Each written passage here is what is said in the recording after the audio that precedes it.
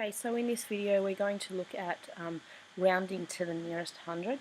So similarly to the rounding to, it's a very similar concept to rounding to the nearest 10, except we're just taking it to another level. So just like the last one, so if the number is greater than 50,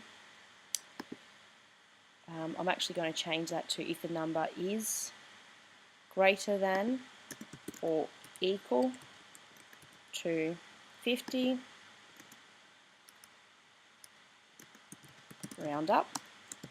If less than 50, round down. Just a very simple way. I'm actually going to make that,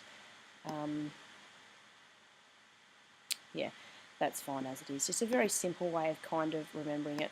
So once again, it comes down to place value. So we've got the 0 in the units, the 8 in the tens, and the 7 in the hundreds. So when we're doing rounding up, you look at then we're doing rounding up or rounding down. You look at the number in the column actually before the number that you're rounding to. So it's an 8 here. So 8 is it's 80. So 8 is actually greater than 50. So we'd actually round the 100 up. So remember the 100 is the 7 and it'd be rounded up to a nice neat 800. So I think that's fairly basic in that way. Now we're going to have a look at this next number here, and I've got it's 1,755. So units, tens, hundreds, thousands. So if we have a look at the tens column, it's a 5. So if it's greater than or equal to 50, it goes up. So our number would go up to 1,800.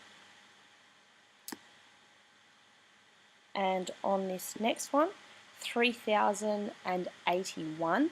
So this one might throw people a little bit because there's actually nothing in the hundreds column, but we need to remember that the 0 does work as a placeholder. So we go back to our units, tens, hundreds, thousands, and if we look in the tens column, it's actually an 8 or an 80, so we are rounding up to 3,100. Just going to give an example of when you might round down or when you will need to round down.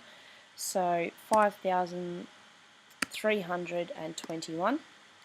So if we look here, units, tens, hundreds, thousands. If we have a look in the tens column, it's actually a 2. So we need to round down. So we'd round down to 5,300.